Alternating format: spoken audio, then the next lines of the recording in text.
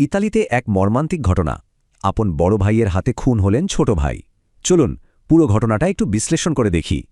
খুনের পর বড় ভাই ভিডিও কল করে হত্যার কথা স্বীকার করেন, এমনকি ছোট ভাইয়ের লাশও দেখান। ভাবতে শিউরে উঠতে হয়। এই দুই ভাইয়ের বাড়ি মুন্সীগঞ্জের টঙ্গী বাড়িতে। অভিযুক্ত হুমায়ুনের বয়স ৩২ বছর, আর নিহত ছোট ভাই নয়নের বয়স মাত্র ২৮ বছর। বড় ভাই হুমায়ুন ফকির কিন্তু ইতালিতে বেশ পুরনো, প্রায় ১২ বছর ধরে তিনি সেখানে বসবাস করছেন। আর এই হুমায়ুনই ২০২৩ সালে নিজে উদ্যোগ নিয়ে ছোট ভাই নয়নকে নিজের কাছে ইতালিতে নিয়ে যান। এখন প্রশ্ন হল, নিজের আনা ভাইকে কেন খুন করলেন? এর পেছনে মূলত টাকা আর পারিবারিক কলহ জড়িত ছিল। ইতালি যাওয়ার খরচের কিছু টাকা নয়ন শোধ করেছিলেন, কিন্তু বড় ভাই তখনও তার কাছে আরও টাকা পেতেন। পাশাপাশি হুমায়ুনের ছিল দুই স্ত্রী। প্রথম স্ত্রীকে তালাক দেয়া নিয়ে দুই ভাইয়ের মাঝে বেশ আগে থেকেই চরম বিরোধ চলছিল। টাকা আর পারিবারিক এই ক্ষোভ থেকেই শুরু। কিন্তু বৃহস্পতিবার রাতে আসলে কি এমন ঘটেছিল যা এত দূর গড়াল?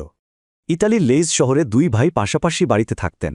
বাংলাদেশ সময়ে বৃহস্পতিবার রাত ঠিক ৮টার দিকে ঘটনা এটি। নয়ন বড় ভাইয়ের বাসায় একটা সাইকেল আনতে গিয়েছিলেন। সেখানে কথা কাটাকাটির এক পর্যায়ে হুমায়ুন ক্ষিপ্ত হয়ে তাকে ছুরি মারেন।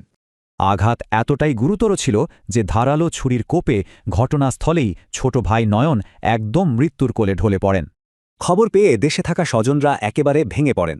পরে তারা টঙ্গীবাড়ি থানায় এসে পুলিশকে মর্মান্তিক এই ঘটনার বিস্তারিত জানান। তবে ইতালির আইন প্রয়োগকারী সংস্থাও খুব দ্রুত ব্যবস্থা নিয়েছে। অভিযুক্ত বড় ভাই হুমায়ুনকে ইতিমধ্যে গ্রেফতার করেছে সেখানকার পুলিশ। একটু ভাবলেই অবাক লাগে, বিদেশে ভালো থাকার স্বপ্ন কিভাবে মুহূর্তেই আপন ভাইয়ের রক্তে এমন শোকাগাহায় পরিণত হল।